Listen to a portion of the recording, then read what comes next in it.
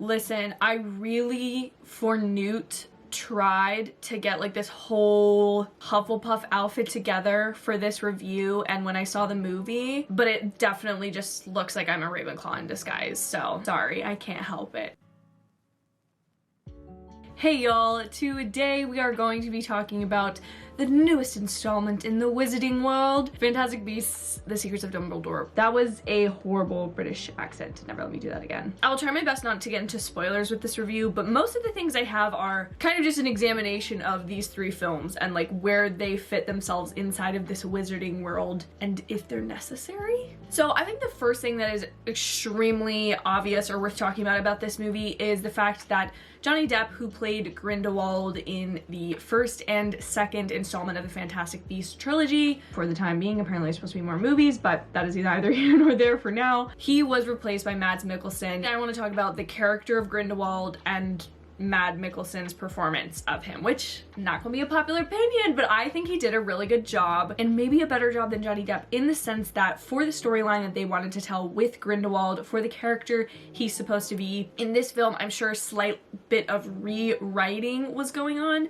but he's a very savant, elegant kind of wizard, somebody who very much is able to charm himself into positions of power and places of authority, and he really kind of just has the hold on people, much like a cult leader might have. I mean, there's obviously that element towards the end of Crimes of Grindelwald, but here Mads Mikkelsen's portrayal of him is slightly more together, whereas Johnny Depp was almost playing him as this crazed evil wizard. Again, I don't know what the scripts look like for these movies. I don't know what the pitch was of what this character would be. I don't know if there was rewriting of him. I personally think I liked a more stable villain like Grindelwald in Mikkelsen's portrayal better than Johnny Depp's, because I think Johnny Depp, it was almost like they wanted to have a Voldemort type crazed cult leader. It was almost like too similar. That's just my opinion though. I think this movie as a whole is not as good as the first one, but it's definitely at least slightly an improvement on the second movie,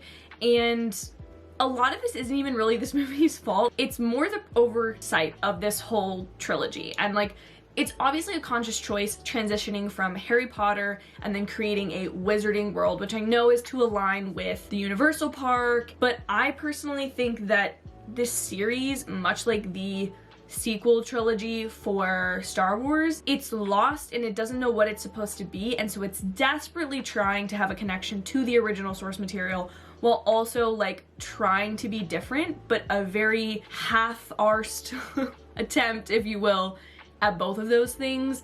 And I think that's where this movie falls flat. And for me, I think what is so unique about the first movie is we have a magizoologist, Newt, and his adventures. He has a purpose, he has a reason for being here, and sure, I liked the lore exploration elements of this trilogy. It was so specified to him and being outside of like a chosen one narrative and outside of like necessarily connections to Hogwarts. It had the unique take of being in America and seeing what wizards in America are like, because it's kind of referenced in the Harry Potter books but never really explored, and that one was its own thing. And then around the second one, they decided they wanted to make more connection to Harry Potter, and I think they would have been better off just leaving that first Fantastic Beasts movie as is and then creating a whole separate Grindelwald and Dumbledore trilogy. Because in this film, let's be honest, Albus Dumbledore is the main character. And while I don't have a problem with that, it's like, why is Newt even a part of the story anymore? And that's pretty obvious to a lot of people in the second one. I think that's why it wasn't as popular as it could have been, I guess. But it's like, you just associated us with all of these characters, a muggle, two witches, one of whom is not really in the last movie. I'll just be honest. This wizard who some people actually like, he's not necessarily interesting enough for a whole trilogy, and the stakes of the entire world are not gonna fall to him in his hands and him be able to fix it. But like, it got distracted with the Dumbledore storyline, and I don't think the Dumbledore storyline is bad. It shouldn't be in a Fantastic Beasts movie. Like, if you even look at the photo that I took, Dumbledore is centered in that key art, in that like poster image. It's not Newt Scamander, and as much as I feel badly for Newt, he was never designed to be a character that had this type of intellectual property or storyline riding on him, and I just think it's a shame because the first one could have been unsullied, and then maybe these Dumbledore movies could have been better, but now I'm like, how are you going to make more movies? Because although there are certain open-ended things at the end of this film that was annoying because it'd been elements of the story that had been played up for 2 movies into this 3rd one, and those still were not resolved at the end of it, it is sort of like, what more are you gonna do? Like, Newt and Jacob Kowalski and Queenie and Tina, like, they all need to just go away and then focus back on Albus Dumbledore. Sorry about that, my camera got full. Basically, I just think this story is the epitome of like the problems that I have with intellectual property. It's not that there is not more stories or interesting things to be told in the wizarding world of Harry Potter or in this creation that J.K. Rowling started when she wrote the first Harry Potter book. Like, there's so much more to be told there, but this was not only built off of the Harry Potter intellectual property, but then the first Fantastic Beasts movie, and then instead of creating something that arguably could have been of better quality, they built it again off of the Fantastic Beasts. And that's just frustrating because, well, like, try harder. Try harder, try harder. You have like literally everything given to you here. You couldn't try to make a good movie.